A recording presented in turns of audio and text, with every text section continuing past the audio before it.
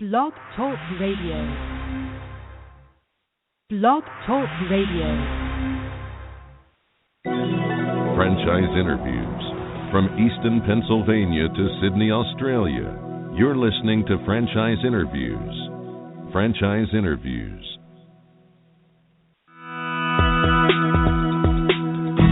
Welcome to Franchise Interviews. Franchise Interviews has been giving an up-close, behind-the-scenes look at franchising and entrepreneurship. Listen to interviews with franchisers, franchisees, franchise authors, franchise experts, and attorneys. And now, welcome your host, Marty McDermott, and Franchise Interviews.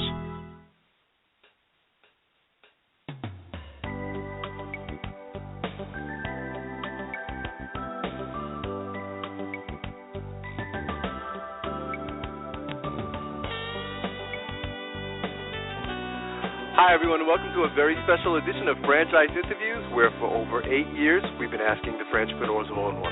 I'm your host, Marty McDermott. I'm the president of Franchise Interviews, and we have a great show today. We're meeting with Chris Goethe, the vice president of franchising of Primrose Schools. And founded by Paul and Marcy Irwin in Marietta, Georgia in 1982, Primrose Schools revolutionized the concept of childcare, making education the key component of its curriculum in an era when all play and nothing but play was the accepted norm. We're going to talk to Chris about that in just a moment on Franchise Interviews. So stick around because we have a great show.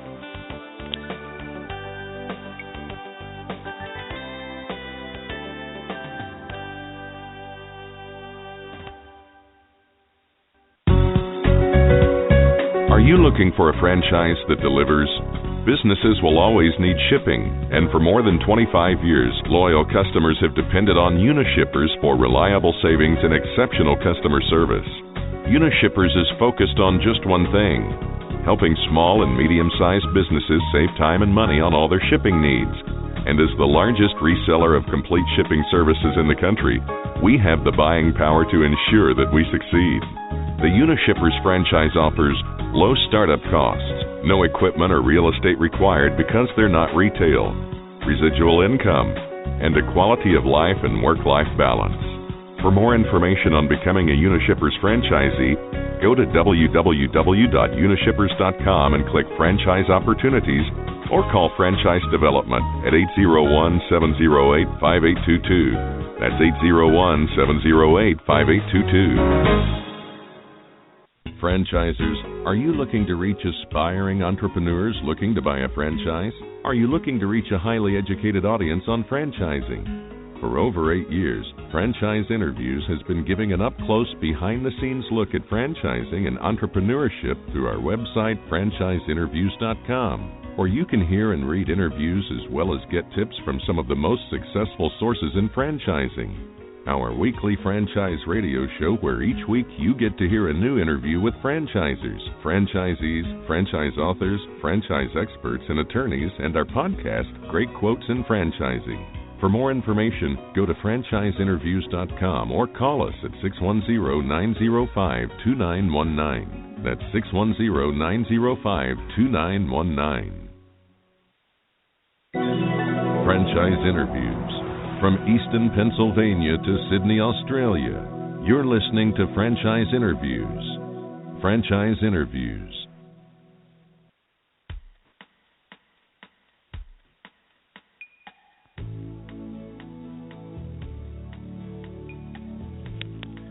Hi everyone, and welcome back to a very special edition of Franchise Interviews, where for over 8 years we've been asking the Franchpreneurs one-on-one. I'm your host, Marty McDermott. I'm the president of Franchise Interviews, and as we were saying earlier, we have a great show today. We're meeting with Chris Goethe, the vice president of franchising of Primrose Schools. And founded by Paul and Marcy Irwin in Marietta, Georgia in 1982, Primrose Schools revolutionized the concept of childcare, making education the key component of its curriculum in an era when all play and nothing but play was the accepted norm. Hey, Chris, how you doing? Welcome to the show. Thanks, Marty. I'm doing well. Oh, that's fantastic, Chris. It's great to have you on the show. We always like to ask our guests where you're calling from this morning. Yeah, I'm calling from our corporate offices in Acworth, Georgia, which is just outside of Atlanta. Oh, that's fantastic. How's the weather there today, Chris? It's not bad, actually. It's about 65, and wow. The sun's supposed to come out in about an hour, and we can't wait. That's fantastic. Well, it's a good time of year to be in Georgia, isn't it? After yes, that rough it winter is. anyway. That's something. That's right. You have an interesting background, Chris. I've been studying your background, over the last week. Maybe we could talk, about, how long you've been with Primrose and what's your role today. Well, I've been with Primrose since 2013. My role here is Vice President of Franchising, and, primarily what I do is seek and secure the right kind of people to become franchisees in our system. It's an important job too, isn't it? It's not so easy. Much easier said than done, isn't it? Yeah, it's the first leg of becoming a franchise owner here. My team and I, we look for the right kind of people, and then we kind of run them through our system to make sure it's a good fit for us and for them. That's fantastic. One of the things that stood out about, in studying your background, too, Chris, was your, you have a real passion for education, don't you? So it seemed like Primrose is a really good match for you, isn't it? Yeah, I really do, and not just education, but really for children and early education. I've been involved with it from a lay capacity for a long time, and I really love it, and I love being able to do it occupationally for sure. Fantastic. Maybe we talk a little bit about the industry, Chris. This is, it's an interesting industry that you're in. I think a lot of people might be surprised to learn that it's dominated by a lot of like mom and pops, isn't it? How big is the industry? Maybe we could talk a little bit about that. Well, the industry as it relates to child care is really hard to kind of put your finger on, right? Because you have more visible companies and organizations like us, but then you have these more smaller mom and pop organizations that really are one-offs here or there, and so it's really hard to measure. But when you think about the consumer base for this industry, it's basically a working mother and father a lot of times, or maybe a working mother that's single mother or single father that are trying to work and raise children at the same time, and that's a lot of people. It sure is, yeah. Primrose has an interesting history, too, because I guess you can call them, they really revolutionized the whole concept of child care, didn't they, Chris? Maybe we could talk a little bit, about how do you describe Primrose, from all the other systems out there, or differentiate Primrose? Well, that's a great question. Sometimes the way we differentiate our business is not necessarily the way the consuming public differentiates us. In our case, it seems to be aligned. We come to the table with a fairly unique research-based curriculum that is age-appropriate for these children that come to our schools, so that they can get a kind of a head start in life. Those years of 6 weeks to 6 years are really high in the developmental stages, and our curriculum speaks to that and helps them get a really good head start before they ever get into elementary school.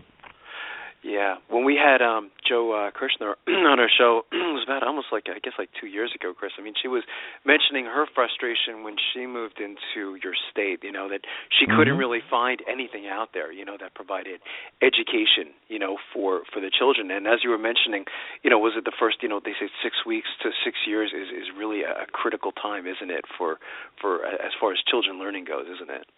Yeah, it's crucial, and no one knows better than she. When she got involved in this business in the mid-'80s, she was a mother of 2 children, and she couldn't find anything that would care for and educate her children. So she finally launched out and helped start it with the Irwins, Sure, absolutely.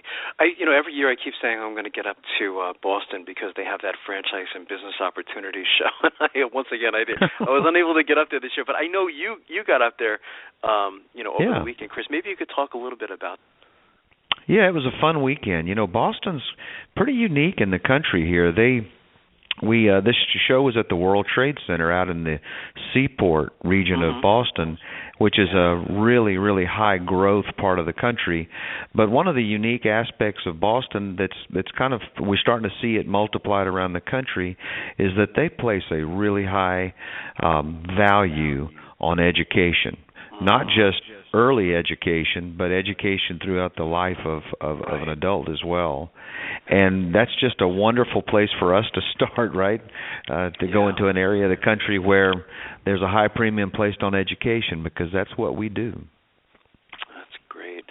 A lot of our listeners, Chris, we call them aspiring franchipreneurs. I mean, many of them have it in their mind that they want to get into franchising. How would you encourage new franchisees to maximize their relationship with their franchisor? Well, there are a lot of ways, and one of the ways that we try to communicate internally here at Primrose is that they start early in the process of communication as it relates to honesty and openness and transparency. Right. I mean, these seem like qualities that maybe are real valuable in a marriage, but in a lot of ways, franchisor-franchisee relationship is very similar to a marriage. So what we ask is that, or what we advise is that these prospective franchisees begin that relationship at the very first stage or very first contact with the franchisor, and just be real honest as you can be about what you love, what you don't love. You know, what we're looking for is some kind of an alignment of values and passions. And in order for us to correctly identify that, the franchisee really needs to be able to, first of all, be self-aware that they know what their values and passions are, but then also be able to communicate that to us so that we can help make the best decision for both of us. I think that's great advice. One of the things that we've also found in doing this show 8 years, Chris, is that there's so much out there today, and so many of our listeners, they don't even know where to begin because there's just so many industries, and within each industry there's dozens of different franchises. What advice would you give to our listeners in their quest to buy a franchise? Well, my first piece of advice would be to know yourself. A lot of times we see prospects come to us that are trying to get away from working for the man, or they're trying to get into a situation for some other reasons, and we ask them to just take a deep breath and stop. This is a life decision here, and this is a major decision, not only financially, but also relationally. Everybody in your family is going to get behind you. So take the time to really kind of know yourself, and then also take the time to really evaluate the franchisor and their processes and their training and their product or services to make sure it's something that you really believe you could do every day. Because, after all, that's what this is. In our industry, it's a little more on the surface. We deal with children every day. Right. And you better love children to be in our business, That's not so easy to define in other industries, but it's real easy to define in ours. So my advice for them would be to kind of know themselves and take the time to evaluate a brand thoroughly. Yeah, know thyself. I think that's great advice. Regarding Boston, I mean, so are you looking to expand in that particular area, Chris? And what other additional markets is Primrose currently looking to target for 2015? Yeah, well, Boston is one of our hottest markets right now, Marty. We opened a school a little less than a year ago in Burlington, and it is doing fantastic. It is really busting out the seams. In a couple of months, they're going to have a waiting list in some of the age groups. We just opened one in Bedford, New Hampshire, which is considered, I guess, Boston Metro. Sure. We currently have franchisees in Framingham, Woburn, and Natick that we're looking for sites. And that's an important piece, too. A lot of people that are in our system already are moving to Boston, and we're actively looking for sites in those areas.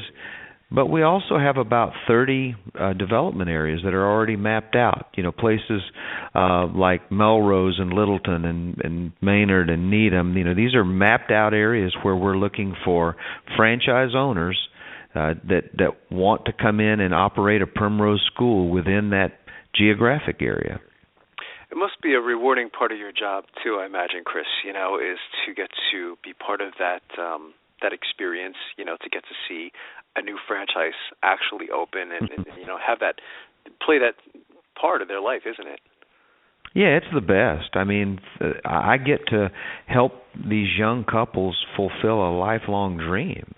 And that's a beautiful thing, when you can help that dream become fulfilled, and they open the school. And even like this weekend, I had dinner Saturday night with our Burlington operators, and I've been through this with them before they ever opened. And just to see the happiness on their face, how much they love these children and families, and they're able to sustain themselves financially. So that's a great thing to be a part of, no doubt.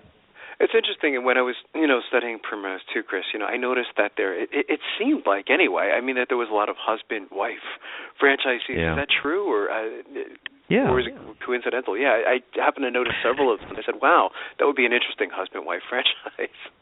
Yeah, and there's not a pattern, Marty, where they come and one operates and the other doesn't. Sometimes they're in it together where they're both actively involved in the school every day. Sometimes the husband, like in Burlington, the husband spends most of his time there while his wife continues to support the school, but she works a career position. A lot of times we have the woman that's working all day in the school, and the husband is maybe doing back office duties or being Mr. Fix-It in the school or whatever he wants his role to be. But yeah, they come to us as couples most of the time, and because think about the concept, right? It's we're 6:30 a.m. to 6:30 p.m. Monday through Friday as far as hours of operation, and these families have small children usually themselves, so they want family time after work, and that's one of the unique aspects of our industry that's kind of different than a lot of franchises. It is, and it makes it appealing for someone who just wants to continue along those lines, Chris, of working, Monday through Friday, because there are a lot of, franchise opportunities that we have on our show that, certainly require nighttime and weekend work, and weekend, you get people say, I don't want to work weekends, so it is kind of interesting. Maybe we could talk a little bit more about... I don't blame them. You mentioned the characteristics, of what you look for in your franchisees, or some of them anyway, Chris. Is there anything else that you look for stands out when you're kind of like interviewing a prospective franchisee? Well, I hate to kind of boil it down to something so simplistic as loving children, and it certainly is a little more complicated than that. But, somehow, some way, these franchise owners are able to effectively and successfully communicate to these parents who are handing them the most valuable asset they have, their children. They're able to communicate that I will love and care for your child and educate him or her as best I can and as effectively as I can, and like you would if you could. Right. And that's a pretty powerful message. So we look for individuals and couples that can communicate that effectively to us, so they can communicate it effectively to these parents as well. That's the formula, really, for their success. Yeah, I think that's well said.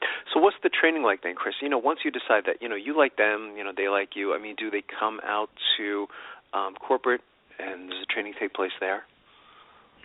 Yes, they do quite a bit of that, actually. They come out for initially a 2-day orientation, then another week of training, then another week of training before they ever open the school. Then right before the school is open, we go to them and train them on site. So that's kind of initially before they ever get opened. We provide so much training and support, but even after the fact, training is continued to be mandatory.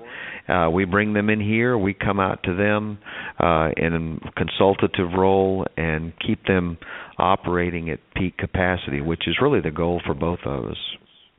That's fantastic. So within the past year, Chris, what's been the biggest milestone or achievement for your franchise? There have been quite a few that have been pretty exciting internally. We built our first 2-story school this year, which was kind of exciting. I'd say probably the biggest exciting news we've had this year so far is we opened up our 300th school about 3 weeks ago. And it was really kind of an exciting Saturday because the same day we opened 300, we opened 301 and 302 the same day, just in different parts of the country. So it was a really fun day. It's a milestone for us as an organization. But quite honestly, we look at the number of children that we're taking care of and educating, and the number of extended family members as well, and that's what kind of gets us really stoked here internally. It was great. It was funny because when I had Joe Kirshner on the show a couple of years back, I think it was the first time you guys were officially, I don't want to say a national franchise, but you're from coast to coast. I think you guys just opened a franchise in California. Yeah, California, and it's doing really well, by the way. That's fantastic. I mean, it's always great to hear, and of course, doing the radio show, I follow Primrose, of course, and I see, the success of the franchise. So where do you see, the company maybe in like 3 to 5 years down the road, Chris? Well, the areas of the country, Marty, that we're kind of growing in pretty hot and heavy right now are certainly the Northeast. Mm-hmm. The Chicago region is getting some real good traction for us, and as you just mentioned, we opened our first school last year in California, and we're starting to add some new franchise owners out there as well. We're looking for sites in Northern and Southern California for them. So those are kind of, we'll see us continuing to grow at that pace. We're also looking at some other opportunities internationally, but right now we're just continuing our profitable, successful, measured growth every year over year right now. That's fantastic. A question off topic, Chris, that I wanted to ask you. I know you're a guitar player. My son just turned 7 years old, and he wants to start playing guitar. Is he too young, or should we wait, or what do you think? Well, do you have a guitar in the house? We have an old acoustic, and I'm debating with my wife. I said, should we buy him one or not? No, don't buy him one yet. Just put yours out, put it on a stand, and leave it out so it's accessible. And it'll be a happy day when you see him pick it up and kind of try to play Smoke on the Water or Louie Louie on one string. It's a really good Well, I know day. you play those things. I know you're a professional guitar player as well, So I said I have to just get that question in at the end of the show, But I think Primrose is a fantastic franchise, Chris, and I think you're doing a wonderful job. And if you could tell Joe Kirshner that we said hello, and we'd like to invite you back next year as you continue to grow. I think you have an amazing franchise system. Thanks, Marty. I look forward to it. What's the best way for our listeners to get more information, Chris? Any websites that you'd like them to go to, or any numbers you'd like them to call? Yeah, the best way to find us is www.primrosefranchise.com. That's the best way to get me. That's easy enough. And I want to thank you again, Chris, for coming on the show. And we'll be right back with more franchise interviews.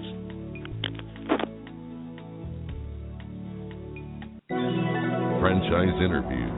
From Easton, Pennsylvania to Sydney, Australia, you're listening to Franchise Interviews. Franchise Interviews.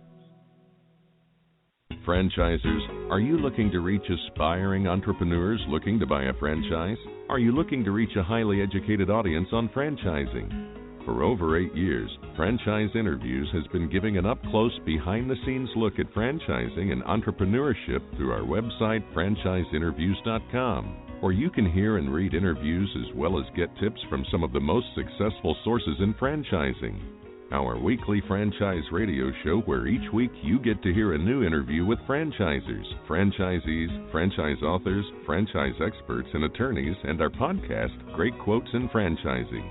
For more information, go to franchiseinterviews.com or call us at 610-905-2919. That's 610-905-2919. Are you looking for a franchise that delivers? Businesses will always need shipping, and for more than 25 years, loyal customers have depended on Unishippers for reliable savings and exceptional customer service. Unishippers is focused on just one thing: helping small and medium-sized businesses save time and money on all their shipping needs.